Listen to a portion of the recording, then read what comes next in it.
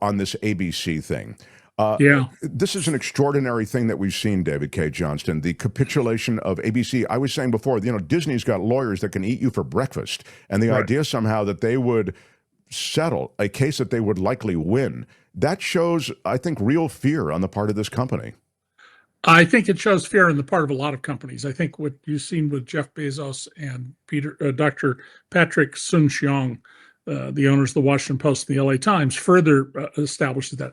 So what happened here is that George Stephanopoulos, interviewing Congresswoman Nancy Mace, one of those people whom facts and Nancy Mace only occasionally and coincidentally connect, he kept pressing her about the fact that a federal judge, Judge Kahn in New York City, found that as a matter of law, Donald Trump raped E. Jean Carroll. Now, the definition of rape varies from jurisdiction to jurisdiction. Nobody in America would be charged with rape, as I understand Swedish law, the way that Julian Assange was. But under Swedish law, they have different rules. New York has different rules than California. And federal Judge Kahn, in the two trials in which Donald Trump was ordered to pay a total of $85.3 million to E. Jean Carroll for defaming her and continuing to defame her. And it was Donald Trump's lawyers, by the way, who created this scenario through bad lawyering, or at least through a poor strategic and tactical decision. The judge ruled that his penetration of her with his hand under New York law is rape. It is under New York law. Any penetration in New York law is rape. Abner Louima with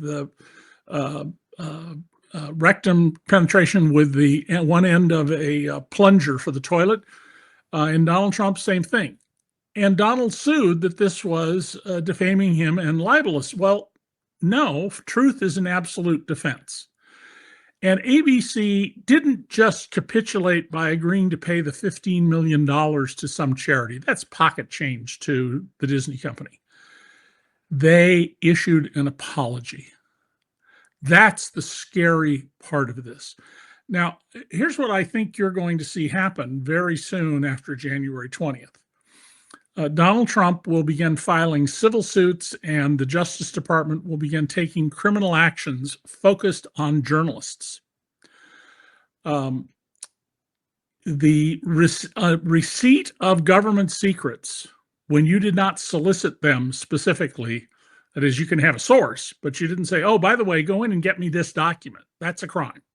But the receipt of stuff, and I have things in my house nobody cares about anymore, but we're government secrets, is not a crime. Never has been a crime. But I will not be one bit surprised if they don't cook up a treason case.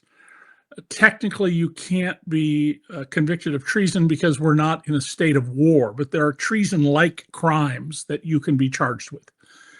And let's not forget that George W. Bush had Arthur Sulzberger the Younger and Bill Keller, the executive editor of the New York Times. He had those two men in the Oval Office, and he threatened them with prosecution and execution, and they stood up to him. The record on them isn't perfect, but they stood up to him to his face. That's not ABC. ABC's lawyers are absolute attack dogs. If you're on the other side and ABC's going after you, you're going to meet the most ferocious legal attack dogs in the world with unlimited time and money to go after you. So what they did here is they think that this voluntary bowing down is going to insulate and protect them, because the federal government can do a lot of things to go after Disney. It can go after Disney's licenses. Remember, Disney owns ABC. When Walt Disney started out in the 50s, and to raise the money to build Disneyland, which we're coming up on the 70th anniversary in June of opening day, which I attended as a little kid, the money came largely from ABC. Then Disney grew big and bought ABC and owns it. But they have FCC licenses for radio, TV, those could be put in jeopardy. They can be gone after for safety issues. Even though our federal government makes very little effort to go enforce all sorts of safety laws, there are things that happen in a business as big as Disney they could use to harass them. There are a whole host of things that make them vulnerable. Jeff Bezos, who controls Amazon and owns the Washington Post separately, they can go after his contracts with the United States Postal Service. Trump has long contended that the post office loses money. Post office is quite clear. They've done deep analysis of this, and they reanalyzed it after Trump became president the first time. And they said, no, we make money off this, and it's a proper contract. That doesn't mean that Trump won't try and just cancel that contract and maybe even try to prohibit on any reasonable terms Amazon from using their service. In the case of Dr. Patrick Soon-Shiong, who owns the Los Angeles Times, his primary business, he's a physician and a researcher, is cancer drugs. I mean, he's a great genius in the field of pharmaceuticals that are making quality of life better for people who develop certain ailments and extending their lives. He's highly vulnerable, especially with a nutcase like Robert F. Kennedy Jr. at the head of health issues in this country.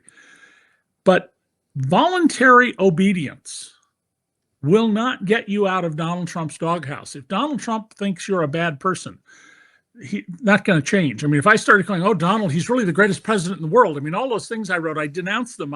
That's not going to help me if he wants to go after me. And this is one of the most fundamental mistakes you can make when dealing with an authoritarian. You know, and it isn't just me. If you can get Timothy Snyder, the Yale history professor whose focus is authoritarianism, who written a wonderful, very short little book. It'll take you a couple of hours, literally a couple of hours to read it, called On Tyranny.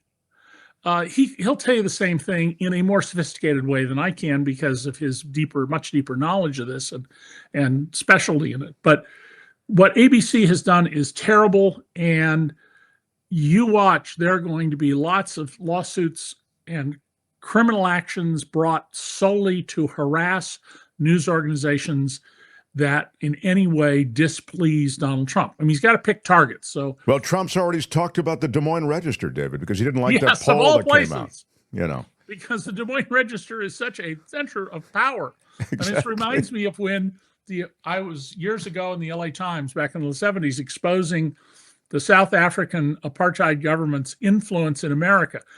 They tried to get rid of a senator from Iowa. They created political parties in Norway and France that got people elected.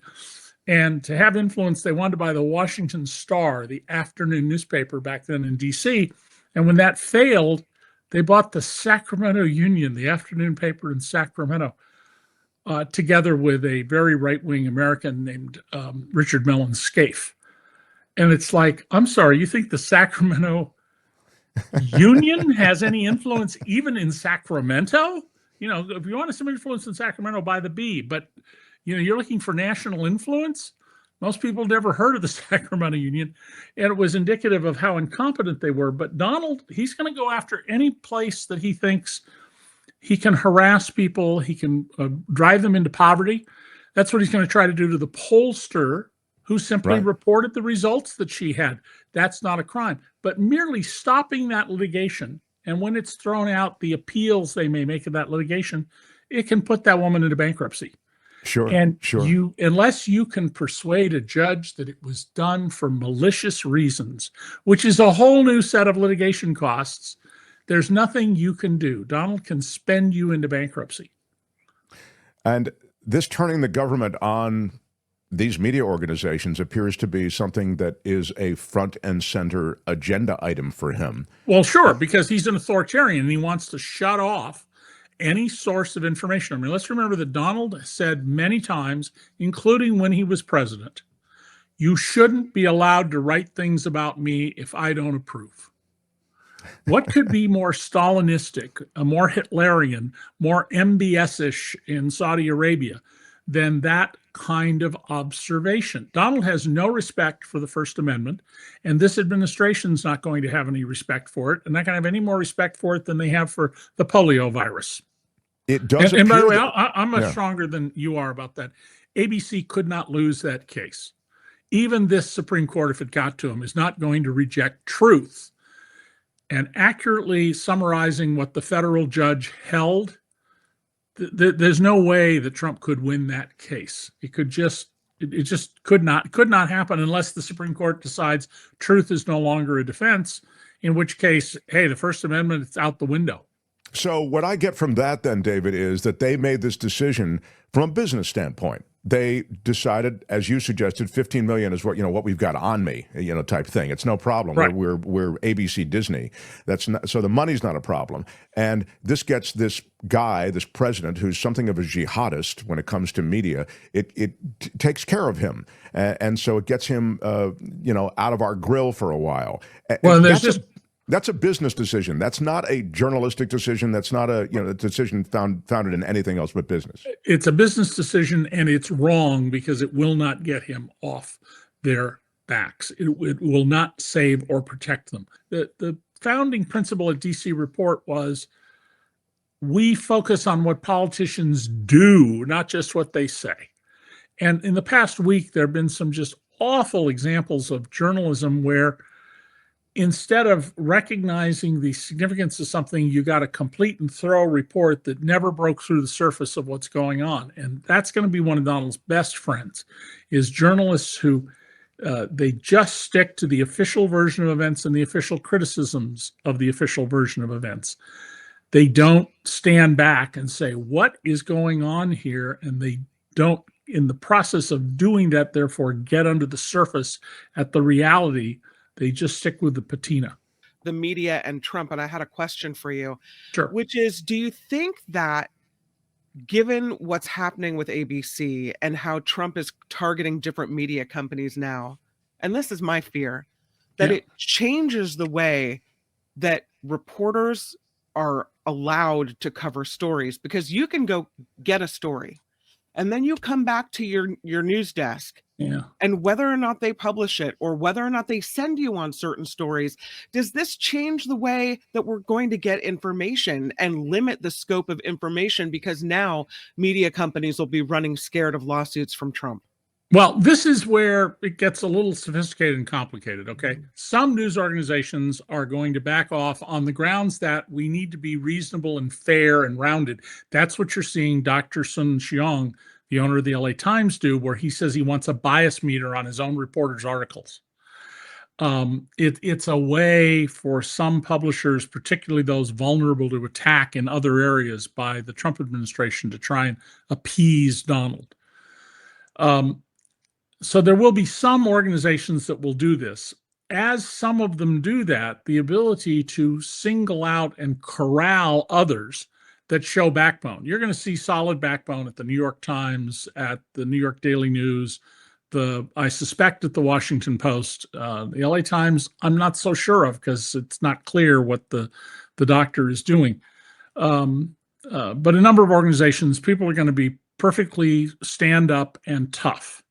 And that they're then going to be the ones who will be hit with audits, safety investigations, various harassments from the federal government.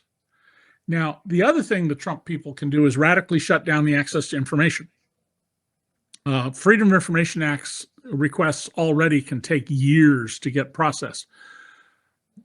Don't be surprised if the fictional Department of Government Efficiency says, well, we should just get rid of 90% of the people who process Freedom of Information Act requests, and then they'll just prioritize the ones by their friends in business, because most of the users of the Freedom of Information Act are not journalists. They're businesses doing intelligence on their own industry and their competitors. They can simply not answer questions from government agencies. You call as a journalist, and what about this or that? They can stop publishing all sorts of information that they don't want out there, or selectively provide that information. There's going to be a full-blown assault on knowledge and information. Absolutely guarantee you that from the things that have been said and the actions that they've already promised they're going to take. So it's going to be very bad. Some news organizations will prove to be rubber spined. Some of them are going to be resolute, and the ones who are resolute, I hope the public supports them even when they make mistakes, because they're the only hope that we will get the information that's crucial for democracy to live. The Washington Post motto is right spot on. Democracy dies in darkness. And this study that was done by students at the Medill Journalism School in Illinois, just across the border from the city of Chicago, the counties in America that do not have a newspaper, daily or weekly, no newspaper at all, Trump won by 80 to more than 90%. If we don't have information that's independently assessed and out there, it's going to get bad, really bad. I mean, you're right. There are information deserts already in this country that are massive, and this is bad. I thought it was an interesting comment that somebody had. Heather says, the world is too connected now for Trump to escape. Turn to other free and civilized countries for news. Interesting. That's a good idea. The Guardian, the Guardian, the Financial Times in London do very good journalism. You want to really read robust stories about what's going on in Gaza. The newspapers in Israel do a much better job than the American newspapers. They're much more critical of their own government than the U.S. press is of the Netanyahu regime. So there are alternate, and there are some of the smaller organizations, DC Report, which we run on a shoestring, Josh Marshall, who does Talking Points Memo, and others. But I think the growth of Substack helps, although that's a lot of opinion typically. But The Intercept, et cetera, these are all places where you can find oftentimes big. And what am I thinking? Politico, and there's what's the other major? It's crowdfunded. I give money to them. I can't believe I just spaced their name. But anyway, there are ProPublica. ProPublica, exactly. ProPublica, that's what I was thinking of. ProPublica.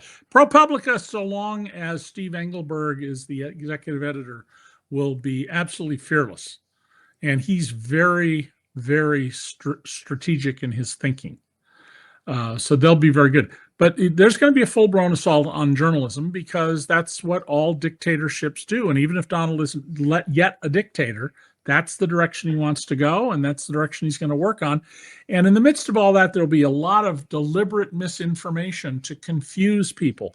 One of Donald's really terrific skills, this is one of the areas where I admire Donald, is here's something where the issues are crystal clear. You look at the water, you can see right to the bottom. And he knows how to muddy the waters. Hi, it's Mark, and I thought that was great. Hit the notification bell, you'll know whenever there's a new video being dropped, and please subscribe to our channel to help us save the universe.